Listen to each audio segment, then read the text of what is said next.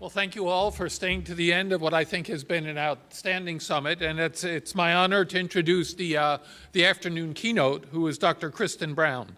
Dr. Brown is a social epidemiologist who works at the Health Policy Center at the Urban Institute.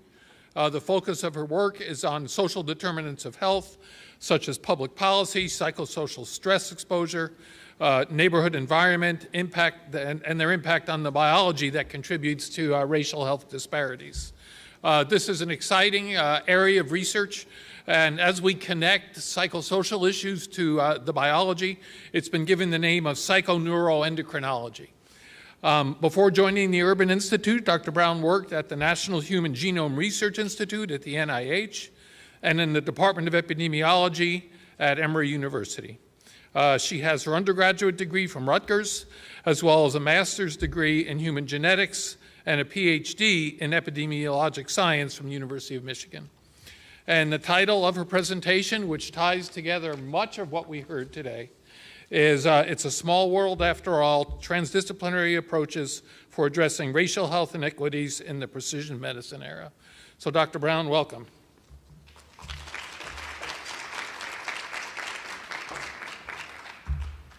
Thank you, Dr. Wiener, for that awesome introduction. And also thanks to the organizers for the invitation to be here today. I am excited to be here today. This has been a great day, and hopefully I'm able to wrap up nicely. I know everybody's getting tired, so everybody said after lunch is hard. I'm like, after lunch and last is even harder. So just bear with me for a little bit. So I titled the presentation today, as Dr. Wiener said, It's a Small World After All, Transdisciplinary Approaches to Addressing Racial Health Inequities in the Precision Medicine Era.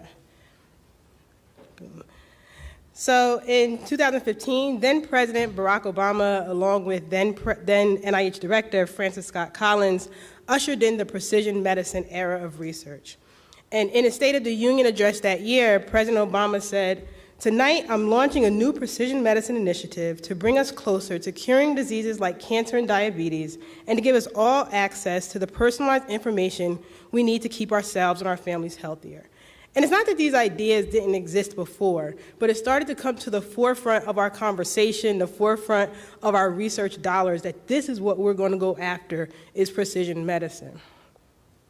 Shortly after that, later that year, Dr. Collins wrote this paper in the New England Journal of Medicine, highlighting the hopes of this precision medicine era. And he had really two components that he outlines of what he wanted this to be. One, he said, we're going to focus on cancer research. Why? Because cancer has a high disease burden and increasing incidence as the population ages. And two, cancer specifically have a genomic signatures with some features that are tumor specific and others that are common to multiple cell types. Despite being in this setting, I am not a cancer researcher, and I certainly am not going to pretend to be today in front of actual cancer people. So I will say that a lot of my work really focuses on the second component that Dr. Collins outlines in this paper, where he talks about transdisciplinary research to address a range of diseases. And I take this quote out of this paper where he says that the initiative will encourage and support the next generation of scientists, that was me because I was in grad school at the time, to develop creative new approaches for detecting, measuring, and analyzing a wide range of biomedical information. And I really key in on this second part where he says, including the molecular, genomic, cellular, clinical, behavioral, physiological, and environmental parameters. So this wasn't just supposed to be a genetics problem, right? We're supposed to understand how the environmental factors, our lifestyle factors, our behavioral factors are all intersecting with the genome, and how all of those things together are actually contributing to health. A little bit later, Miyun Corey from CDC, he wrote a paper talking about the idea of precision public health. And he says, could the same technologies that propel precision medicine usher in a parallel era of precision public health beyond the treatment of sick individuals? That if precision medicine is about providing the right treatment to the right patient at the right time, then precision public health can simply be viewed as providing the right intervention to the right population at the right time. And it's not that these two ideas between precision medicine and precision public health are in conflict. Rather, they're just on opposite ends of the same spectrum, of thinking from individual level to population level. And if we're going to do precision medicine well, and I'm going to come back to this graphic a lot in this presentation, we have to really think about all of the layers that affect health, anywhere from individual level genes, thinking about our individual risk behaviors, our stress levels, our engagement with physical activity, our diet, our exercise. We have to think about the neighborhoods in which we live that are influencing those individual behaviors that we make. We have to think about the policies that are influencing the neighborhoods that we live, that influence the decisions that we get to make, that influence our genes. And I think inherent in this idea of us taking this multi-level, multifaceted approach is that we all have to work together in this. And if you ignore me after this slide, it's okay. I know everyone's tired. But get this point is that the whole point of this presentation, I titled it, It's a Small World After All, to really get to the point that if we're going to do precision medicine, that we have to think about all of these different levels, and we have to work across all of our different fields. We have to get out of the silos of our own expertise and be able to do this work together to treat whole people, because that's what we are. We're whole people. So it just, a little bit of the bridge that I try to bridge together is looking at social determinants of health and genetics. So most of the time you have geneticists over here, they're like, I guess social stuff matters, and you have the social people over here, they're like, yeah, genetics matters, but ooh, genetics. So a lot of the work that I've been trying to do is try to link what we know in terms of social determinants of health with genetics. So how do geneticists think about disease? I think that we think about disease in two broad ways. One is we think about simple or Mendelian diseases. So simple Mendelian diseases, those are diseases that are caused by mutations in one gene. That's something like a sickle cell, like a Tay-Sachs, for example. The other way in which we think about it is in terms of complex diseases. So complex diseases result from the combination of multiple genes working together, influenced by the environment, the physical environment, the social environment, your lifestyle factors. And a lot of my work really focuses on thinking about the complex diseases. Why are complex diseases important? Well, if we look at the leading causes of death in our country, many of them are complex diseases. Many of them are the combination of genetics and environmental factors. So how do we think about the relationship between the environment and genes in health? Well, I think that there's three ways in which geneticists think about how genes and environments go together. One is the long-standing nature versus nurture debate. So we learned about this in like elementary school, middle school. I remember when I first learned about it, my 6th grade teacher, Mrs. Soul, said, imagine that a lion coming through this classroom right now. And everybody knows that feeling, right? I get it just on a bumblebee. I don't need a whole lion. I'm scared of bees. But your heart rate increases, your breathing quickens, you get hyper alert, where'd it go, right? Your reproductive system is like, not the time to make babies, let's send the energy to the muscles because we got to do something here. So how do they think about nature versus nurture? So we try to figure out what component is nature and what component is nurture. And to do that, we do twin studies. So with twin studies, we have monozygotic twins, dizygotic twins. Those are identical twins versus fraternal twins. And we try to understand what component is genetic and what component is environmental. So if you compare monozygotic twins pretty much have the same DNA sequences. Dizygotic, the fraternal twins, they have 50% of their shared DNA sequences. And what do we try to do is we try to tease apart what part is environmental, what part is genetic. The other way in which we do it is the long-standing, is the gene-by-environment interactions. Gene-by-environment interactions try to say, given that you have a certain genetic sequence, how does this genetic sequence operate in different environments? So my favorite examples of that is the idea of perfect pitch. I come from a family full of musicians and can't sing a lick, don't know notes. But the idea of perfect pitch is that people believe that you are born with the genes to have perfect pitch, but you have to be musically trained as a child in order to ever achieve that. So you can have the genes, but you have to also have the right environment to have experienced to have perfect pitch. And more recently, what we've been thinking about is this field known as human social genomics. And this is a lot of where all of my work lies. So in the other two, when we think about nature versus nurture, when we think about gene by environment, it's like genes are over here, environments are over here. What happens if you have both? But human social genomics and human social epigenomics gives to this idea that it's that the environment is actually impacting how your genes are functioning. So it's not genes over here, environment over here. It's that we have the environment, and then how our genes are functioning are dependent upon, how our genes are functioning are influenced by that environment specifically. So it's not totally a new idea. So Nancy Krieger, she's a social epidemiologist out of Harvard. She brings up this idea when she presents ecosocial theory, and this is back in 1994. And she says, essential focus is on how we literally biologically embody exposures arising from our societal and ecologic context. At issue are socially patterned, exposure-induced pathogenic pathways mediated by physiology, behavior, and gene expression that affect the development, growth, regulation, and death of our body's biological systems, organs, and cells, culminating in disease, disability, and death. So trying to get to this idea that we actually need to think about how the environment, the how of how the environment is actually affecting how our genes are functioning. Along with that idea is when human social genomics actually started being written about in about 2007, George Slavich puts out this quote, he's from UCLA, writes that an emerging field of research is demonstrating that our external social conditions, and especially our subjective perceptions of those conditions, can influence our most basic internal biological processes, namely the expression of our genes.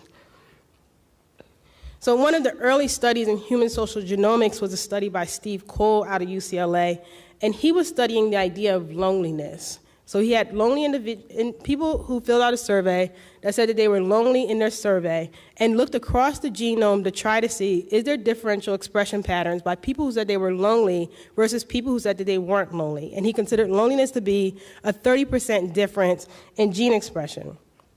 So he finds that there's 144 genes that differed in expression just by whether people who filled out the survey said that they were lonely or not.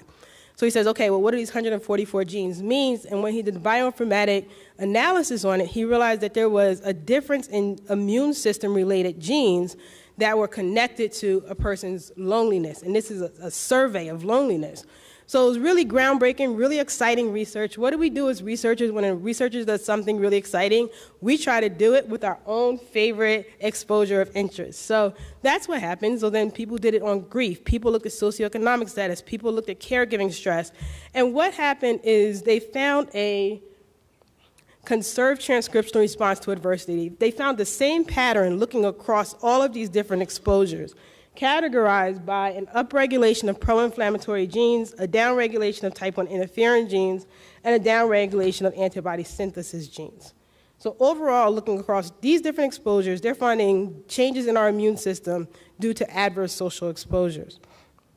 Why do we think we're finding the immune system?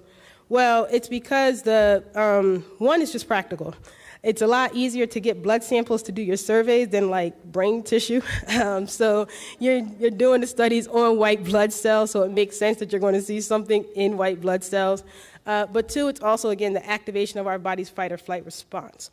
So your body sees like the stressor, like the lion, like the bumblebee, and it reacts. And as part of that part of your body's fight or flight response is that your immune system revs up. It says, hold on, we might get hurt here, so let's start wound healing, let's start reacting to the fact that we might get hurt. So we have a biological explanation and a practical explanation for why we're seeing this immune system response to an adverse social exposure. Why does this become important? Because immune system dysregulation is important in a lot of important high-burden chronic diseases or processes involved in these chronic diseases. So when we look at cancer, it's involved with cell proliferation, with resistance to apoptosis, with genomic instability. We can look at atherosclerosis and see that it's associated with plaque formation and plaque rupture. We can look at diabetes and see that it's associated with insulin resistance and beta cell dysfunction. So you can stress me out. If I get stressed out enough, it has this whole biological cascade that then puts me at risk for a lot of different types of diseases. So I wanted to ask a question. I do some of this work previously. I said, well, okay, I've seen this study look at this exposure and gene expression, this exposure and gene expression. What if we look at all of the same people, try to look at a bunch of different exposures? Can we see some exposures hit and some exposures not? then which exposures might be rising to the top. I used data from a study called Mesa, it's the NHLBI or NIH, National Heart, Lung, and Blood Institute study from NIH. And the utility of using Mesa is that they had info on both social and genetic factors. So typically in these studies, you have really good genetics data or really good social data. Mesa was unique in that it had both, so it allowed me to ask about a range of social environmental exposures and gene expression. So I looked at 6 different exposures. I'll kind of go through them a little quickly. One looking at socioeconomic status in adulthood and childhood, a measure of perceived stress. These were assessed via survey, so people filled them out, and it's one of those surveys that was Likert scale, so it was like always, sometimes, usually never. I looked at loneliness, and I used the same measure of loneliness that Steve Cole used, as I mentioned in the paper earlier. Major or lifetime discrimination, so that's how you've ever been discriminated against in one of these fields. Then I looked at chronic burden. So chronic burden is a measure of chronic stress, so it's stressors that they said that they had experienced for at least 6 months or more, and they considered it to be moderately or very stressful.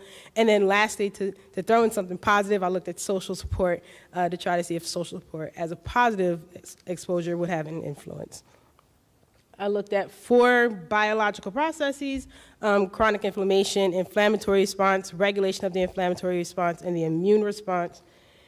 And what I found was that for chronic inflammation, I found an association for loneliness, chronic burden, and discrimination as being associated with inflammation-related genes. And then additionally, for discrimination as an exposure, I found that it was associated with gene expression and also in the inflammatory response, immune response, and the regulation of the inflammatory response. Now, how might this relate to cancer specifically? So I draw in this paper where researchers were looking at social isolation and whether it was associated with cancer-related gene expression patterns in breast tumors. So we know that social isolation activates the body's fight-or-flight response. One of the things of fight-or-flight response is a change in the tumor microenvironment, specifically what's known as an epithelial to mesenchymal transition and having an upregulation of what's known as M2 macrophages. So it's very specific to cancer. And they wanted to know, is there a difference in the expression of those patterns by people who say that they're socially isolated? And they found that people who said they were socially isolated had upregulation of these specific genes. And these are amongst people who had cancer.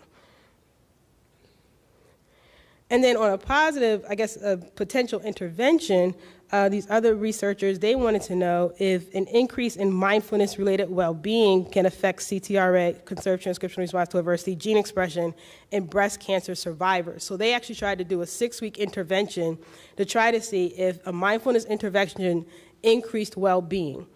And for those people where the mindfulness intervention increased well-being, they found a change in their gene expression as well. So it may be interventionable that we can affect our gene expressions that are in regards to these social factors.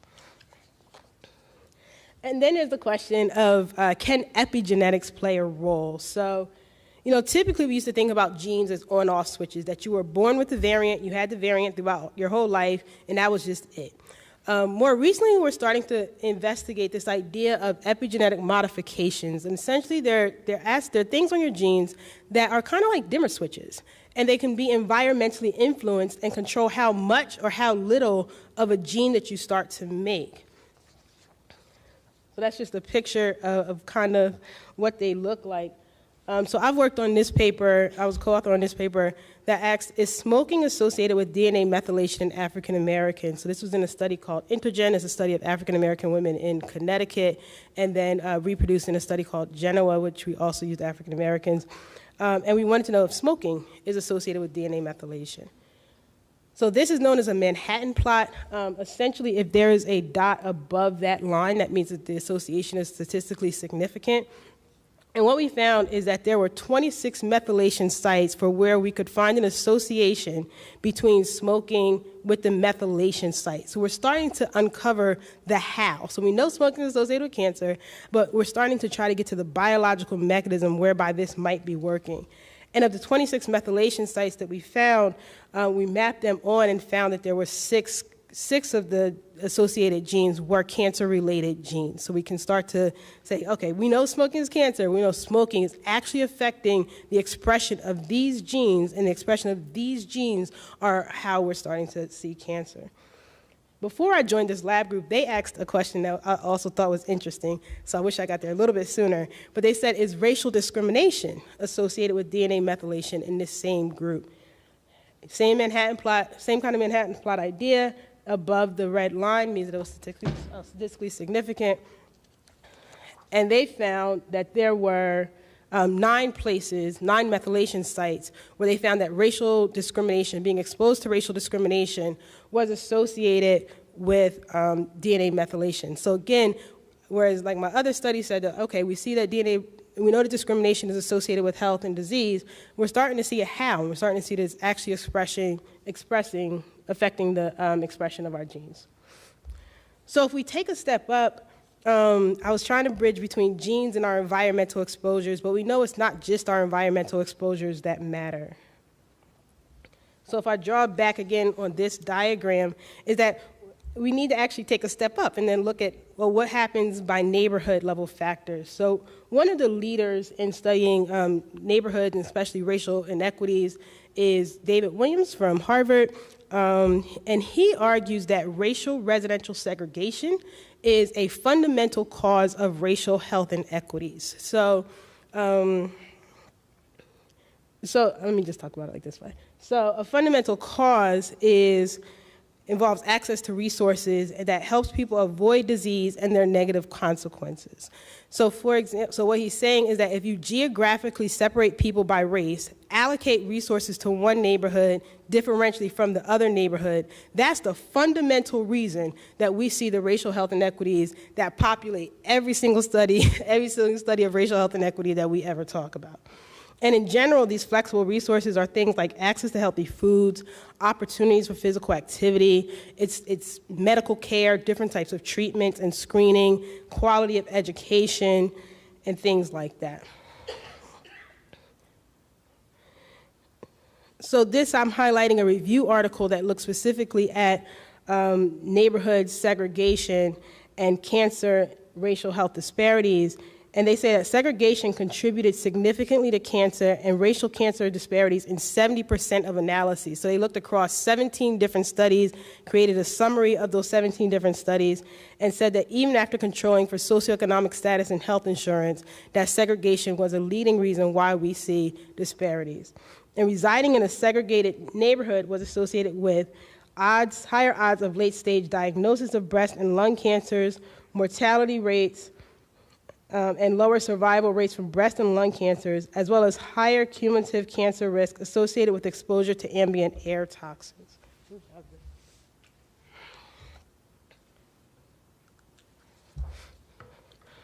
And acknowledging that I am in Iowa right now, I also wanted to highlight this paper that looks specifically at neighborhood deprivation and see if that was associated with cancer screening, and this was a study in the Midwest. So they combined information from Minnesota, Iowa, and Wisconsin and created a measure of neighborhood deprivation. So it was a measure of 17 different census tract variables, things like median household income, poverty level of education, and tried to see if looking at neighborhood deprivation was associated with who was getting screened for cancer. And what they found is when they looked at breast cancer, they looked at cervical cancer, they looked at colorectal cancer, and for each type of screening, the more deprived the neighborhood, the less likely they were to be screened for cancer. And probably one of my favorite studies is by a guy named Tom Levis. He did his work while he was at Hopkins. He's now dean at Tulane. And he wanted to know what would health inequities look like in racially and socioeconomically integrated communities. So if you put black people and white people in the same neighborhoods under pretty much the same socioeconomic conditions, would we still see all of the inequities that every epidemiological study says that we have? And the answer was no, not really. So looking across different studies, they were either eliminated or severely attenuated if you put people under the same environmental conditions. We talk about racial segregation, but racial segregation is not a natural phenomenon. It's not like the country started because black people said, we want to live over here, and white people said, we want to live over here, right? It was really by design, it was by policies. If we take another step up on my ladder here, that created the racial segregation that we see. Here I borrow some information from the FHA Manual of 1930. These might look a little bit familiar, but this is DC's redlining map, where the FHA would literally go out and grade the neighborhoods. And the way that they graded it, most of them are graded on A to D. I'm from the DC area. Ours happens to be on an A through H scale. And they describe A neighborhoods as the best residential area and are occupied chiefly by persons in the highest income groups, whereas H neighborhoods are more for the result of the exploitation of the Negro rather than a planned development, literally written into federal housing guidance on how to insure mortgages in the 1930s. Further, it said, if a neighborhood is to retain stability, it is necessary that property shall continue to be occupied by the same social and racial classes. In communities where there is any possibility of Negro infiltration, application for the insurance should be rejected. So as it kind of makes sense as a consequence, less than 2% of the approximately $120 billion of housing financed by the Federal Housing Administration and the Veterans Administration between 1934 and 1962 went to non-white residents. So this just starts to get to looking all the way up to policies and why we're seeing the inequities that we see more downstream. Now, we could say, okay, that was the 1930s, right? It's 2022. One of the things that came out of civil rights legislation was the Home Mortgage Disclosure Act, which required financial institutions to maintain, report, and publicly disclose loan-level information about mortgages. So there's a database, publicly available database available. And what researchers in recent years, past 5 years or so, have started to do was use this database to try to identify areas where there's, quote, contemporary redlining. So where are the areas in the country where black people still can't get mortgages at the rate that white people can after accounting for economic factors? So that's the way that scientists are currently measuring contemporary measures of redlining. And then what they're finding is that living in a red line neighborhood, whether you measure it by these 1930s maps of what was a desirable neighborhood and what was not desirable, or whether you measure it by contemporary measures, measuring who's getting mortgages where now in 2022, is it's been associated with late-stage cancer diagnosis and mortality. So this is the way in which we're seeing policy now also affecting our health inequities.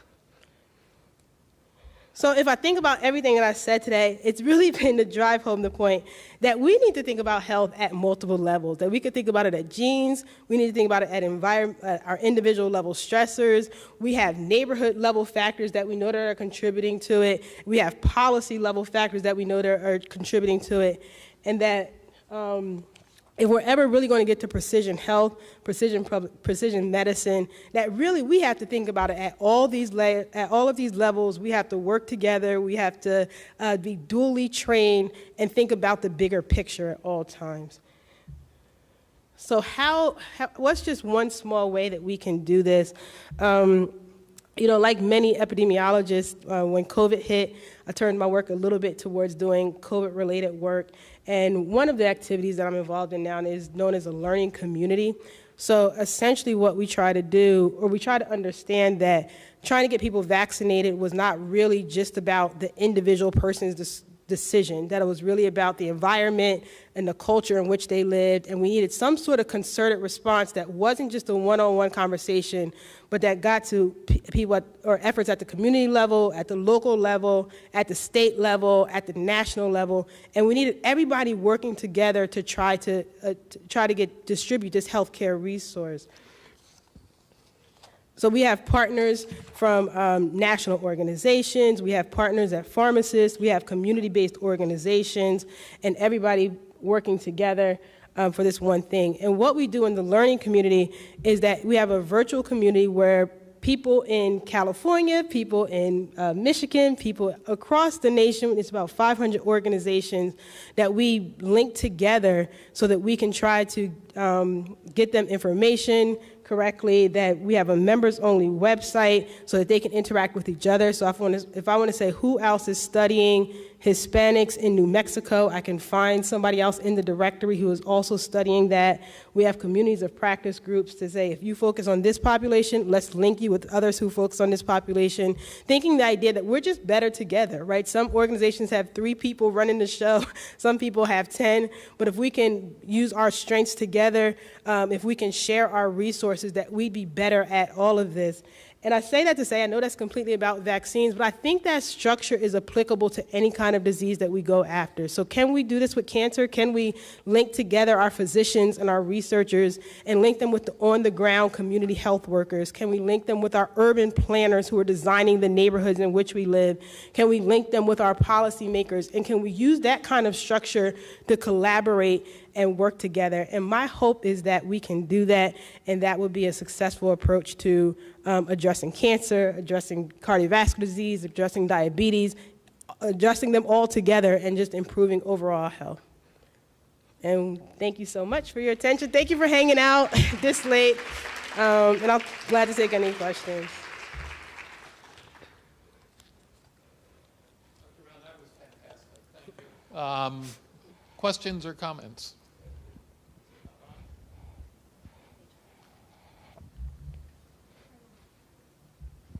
Can you hear me now? There we go. So thank you. Questions and comments? I can kick things off. So just a comment, first of all. I don't know if you've seen the work of one of our native Iowans, Susan Lutkendorf, no. She does work and has actually shown that social support correlates with gene expression in ovarian cancer. And so very similar to what you talked about. One other question is, have you looked at underserved rural communities and whether some of the same connections between psychosocial stress and biology exist in those communities as well? Because they do share some cancer disparities with the urban underserved communities. I have not. I mean, but I think that fundamental to what I'm saying is that it doesn't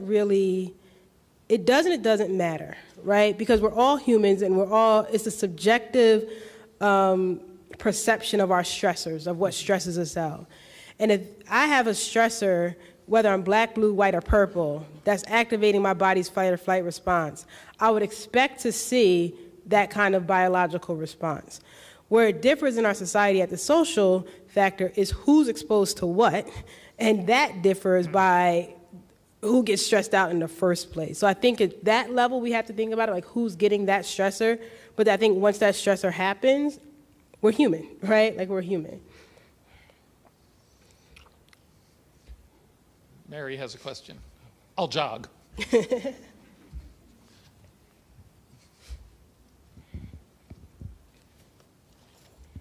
Thank you. Yeah, that was a wonderful talk. And we see in the cancer registry where we don't have a whole lot of socioeconomic status variables or measures of psychosocial support, but we see it in almost everything we look at. The marital status is of being with somebody, being partnered with somebody is associated with better outcomes. And then time and time again we see in our black population compared to our white population, there are more single and unmarried black people than there are white people in Iowa. And it just doesn't seem, I always just sort of wonder, that's not exactly a modifiable thing, like whether you're married or not, but how, do you have any ideas about how to address something like that? I mean, it's clearly somehow contributing along with all the other layers that you showed, but it's a pretty consistent finding, and I just always sort of wonder what angle or what can be done about that. Great question. I think the question is, well, what does marriage do, right? Like, ideally. It's a sense of social support, right? It's a sense of financial stability, ideally. And it's like, can you recreate that in a non-marital context and still get the same results? And I would imagine that you can, right? If you, like there's studies about church interventions, right? So having that church community and that's social support, right? Or how can we put our money together so that we're more financially stable? How can we have a housing market that allows people to buy homes? I think that all of those things matter. I think it's how you can buffer the effects of the stress of your world, of society. So you showed some really interesting data about the potential reversibility. Correct. And I would think studying stress in children and what the ultimate results are on cancer would be exceedingly difficult. But you wonder if stress during childhood might impact on cancer incidence later in life. I would think so, right? Because if we think about a life course approach, that we know it's a cumulative measure of stress, right? That if I deal with this as a kid, especially if it's in a certain time period, that shapes how I see other things that are stressful, right? Like I became to see that this is a stressful situation, and now I'm faced with it again, and now I'm faced with it again, and that wears and tears over time over your body's physiological response, aka weathering, until you die, I guess, until you get sick. Any other questions? Okay. Well, thank you. That was fantastic. Thank you guys so much.